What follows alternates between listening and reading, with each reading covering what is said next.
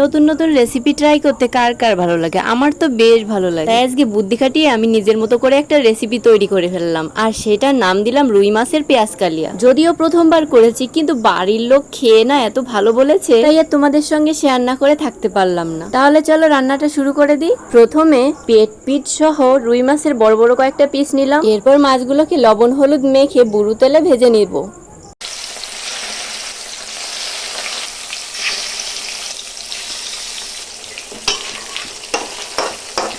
মাছটা এদিকে ভাজা হতে থাক, আমি ওদিকে মশলাটা করে নিই। মশলা বললে ভুল হবে, আমি কিন্তু রান্নাটায় তেমন কোনো মশলাই ব্যবহার করিনি। এখানে শুধু নিয়েছি কয়েকটা কাঁচা পাকা লঙ্কা এবং বড় দেখে একটা পেঁয়াজ। এই দুটো জিনিস আমি এখন মিক্সারে খুব সুন্দর করে পেস্ট করে নিচ্ছি। তোমরা চাইলে কিন্তু শিলনোড়ায় করে নিতে পারো, তাতে কিন্তু পেস্টটা আরো বেশি সুন্দর হবে, জল দেওয়া লাগবে না। আমি জল দিয়েছি, এর জন্য আমার একটু খাটতে হবে। এই খাটার কথাটার কারণ আছে, একটু পরে সেটা বুঝতে পারবে। এদিকে আবার দেখি আমার মাছটার এক পিঠ ভাজা হয়ে গেছে, তাই মাছটা উল্টে দিচ্ছি। মাছটা কিন্তু একটু বেশি ভালো করেই ভাজতে হবে, লাল লাল করে।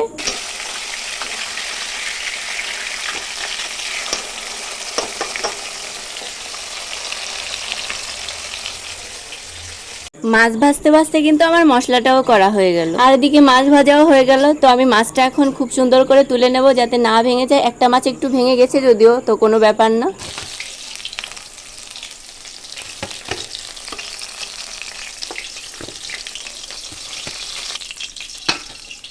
ভাজা মাছের রংটা এত ভালো লাগছে, দেখতে খুব সুন্দর লাগছে। রান্নার অলরেডি আমার দুটো স্টেপ কমপ্লিট হয়ে গেছে, এখন আমি তৃতীয় স্টেপে চলে যাচ্ছি। এখানে মাছ ভাজার পর কড়াইতে যে বেঁচে যাওয়া তেল ছিল, ওই তেলটাই আমি রান্নার কাজে লাগাচ্ছি। আর এই তেলে ফোড়ন হিসেবে আমি দিয়ে দিচ্ছি একটা শুকনো লঙ্কা এবং কিছুটা কালো জিরে। এরপর ফোড়নটা ভাজা হয়ে গেলে আমি যে পেঁয়াজ আর লঙ্কার পেস্টটা করে রেখেছিলাম সেইটা দিয়ে দিচ্ছি কড়াইতে।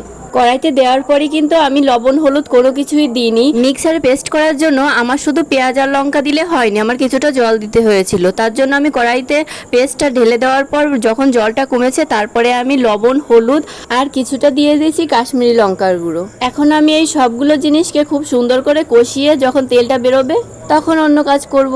আর হ্যাঁ, এখন তাহলে ওই প্রথমের কথাটা বলি, মানে ওই খাটনির কথাটা। তোমরা যদি আমার মতো মিক্সারে না করে শিলনোড়ায় বাটতে, তাহলে কিন্তু তোমাদের আলাদা করে জল দেওয়া লাগতো না, মানে পেঁয়াজ আর ওই লঙ্কার পেস্টে। আমার যেমন একটু কষাতে বেশি সময় লাগলো, তোমাদের একটু কমই লাগতো। তাহলে এখানে দেখো আমার মশলাটার জল কমে কিন্তু তেলটা হালকা হালকা বেরিয়ে আসছিল। যদিও আমি বেশি তেল ব্যবহার করছি না, তা হালকা হালকা তেলটা বেরিয়ে আসছিল। তো আমার মশলাটা কষানো হয়ে গেছে, আর এই সময়ে আমি দিয়ে দিলাম পরিমাণ মতো গরম জল। আর গরম জলটা দেওয়ার পরই জলটা ফুটে ওঠা অবধি আমি অপেক্ষা করেছি, আর ঢাকনা দিয়ে একটু ঢেকে দিয়েছিলাম যাতে তাড়াতাড়ি করে জলটা ফুটে ওঠে। আর এখন জলটা দেখে ঝোল হয়ে গেল, আর সুন্দর করে বাবেলও উঠছিল। তাই আমি মাছগুলোকে এখন সুন্দর করে দিয়ে দিচ্ছি, যাতে মাছগুলো না ভেঙে যায়। আর এখন কিন্তু আরেকটা কাজ করতে হবে, সেটা হচ্ছে গ্যাসের পাওয়ারটা আরেকটু বাড়িয়ে দিতে হবে। আর এখন রান্নাটা কিন্তু একদম কড়া জালে হবে না, মানে বেশি আছে আর কি। আর এই সময় থেকে রান্না শেষ অবধি আমি আর ঢাকাঢুকি দেব না। মাত্র 7 থেকে 8 মিনিট আমি এইভাবে রান্না করব, তারপরে গ্যাসটা অফ করে দিলেই আমার রান্না রেডি। তাহলে শুনবে আমার এই রান্নাটা করতে কত সময় লাগছে। মাত্র 15 মিনিট সময় লেগেছে আমার এই সুন্দর রান্নাটা কমপ্লিট করতে। কি বলবো তোমাদের, এত সিম্পল একটা রান্না যে এত সুন্দর খেতে হতে পারে, আমি তো ভাবতেই পারিনি।